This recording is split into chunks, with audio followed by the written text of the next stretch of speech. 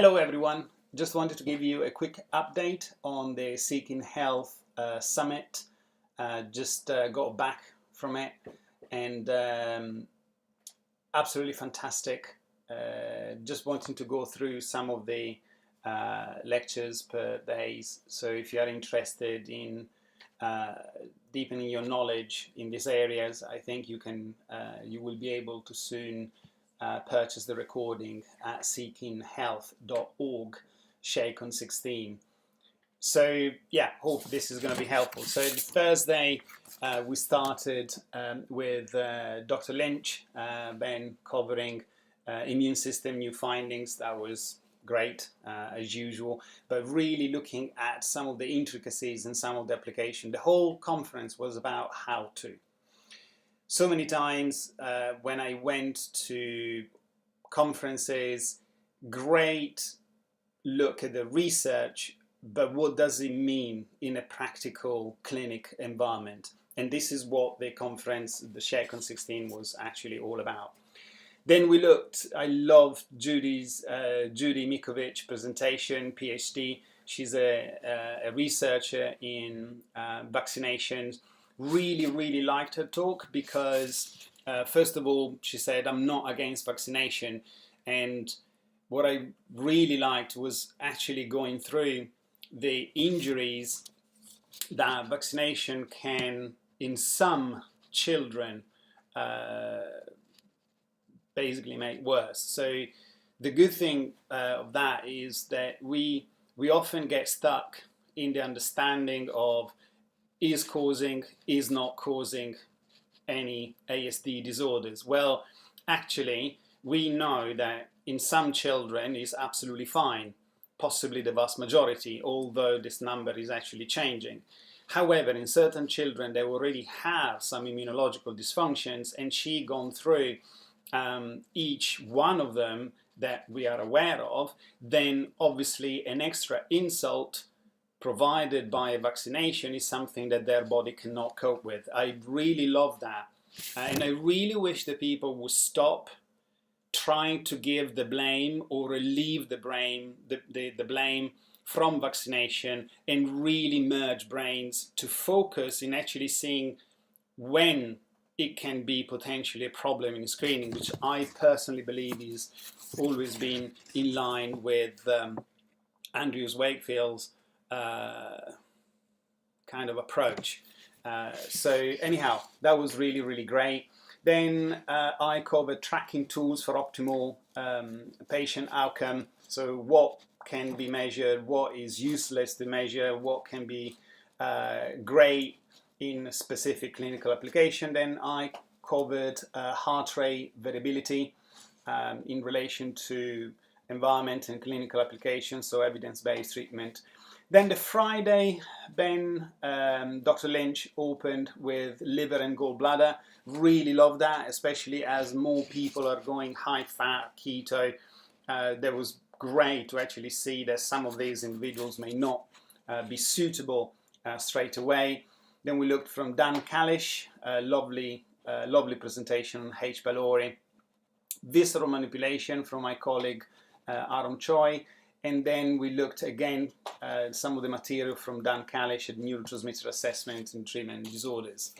The Saturday, chemical exposure from Stephen Genius.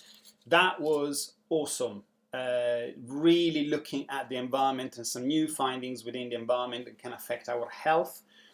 He had gone through what he does in clinic and some of the methodology within the application of treatments in a clinical environment is not just mold exposure, it's not just chemical exposure. We started to go into nanoparticle contamination.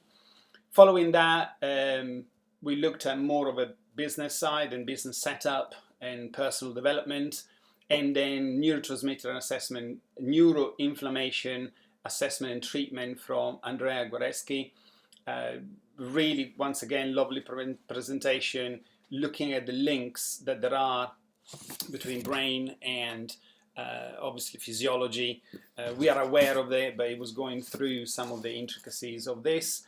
And then my colleague Jessamine, an organic approach to a patient history, followed by polycystic ovarian syndrome with Carrie Jones. I love Carrie Jones material, really, really, really cutting edge.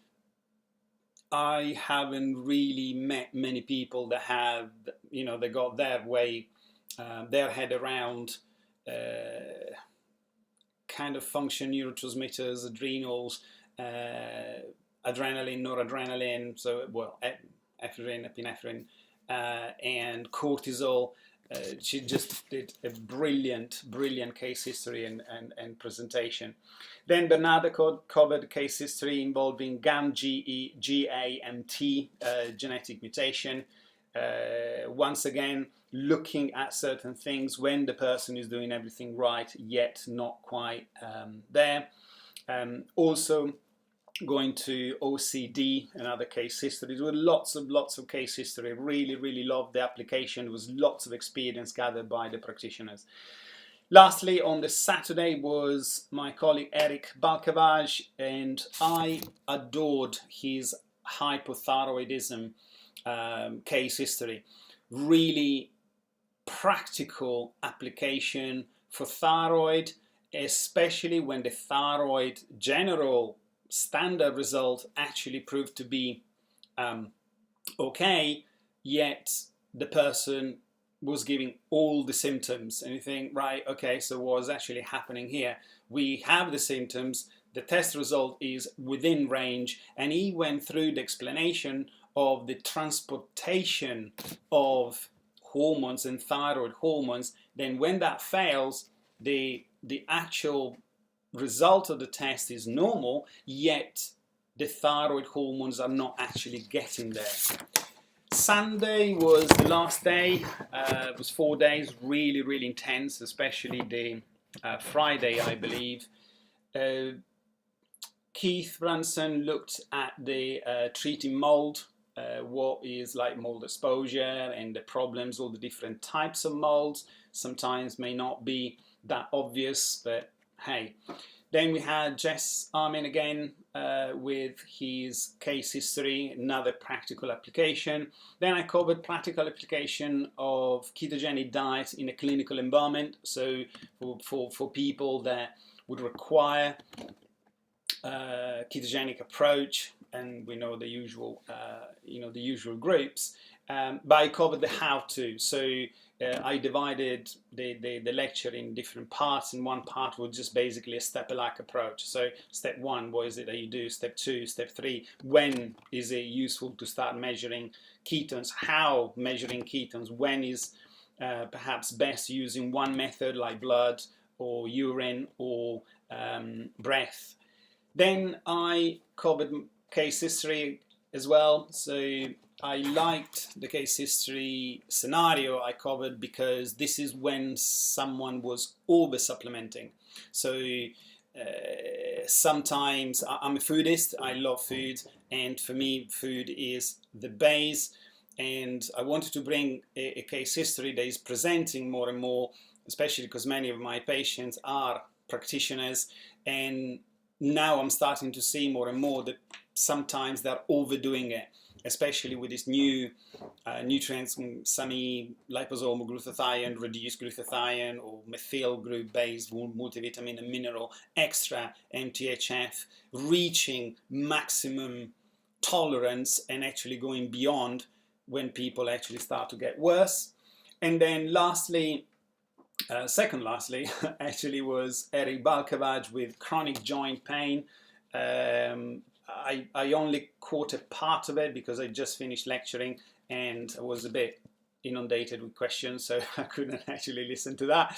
And then Ben finally summed up with exercise-induced asthma, but actually applicable in so many other areas and contexts. So really hope to have given you a little bit of an idea of what had gone on. Has been an amazing pleasure to be part of that team again. and it was great to connect with so many practitioners. The degree of knowledge amongst practitioners, I was remarkably impressed, very, very, very impressed. So it's a great community that is building more and more. So anyhow, I hope this is helpful to you. I think the SHEICON16 will be available to purchase. I'm not involved within any purchase. I may put a couple of links, but I don't regulate that or in any how, shape, or form be connected within the sales. I think you can also purchase SHEICON15, so the one in just gone in the October just gone. So have a perhaps look at the kind of program and see if it's of your interest. Anyhow, I hope this is a helpful video to you, and I shall keep you up to date in the near future with my next project. Have a great day. Bye bye.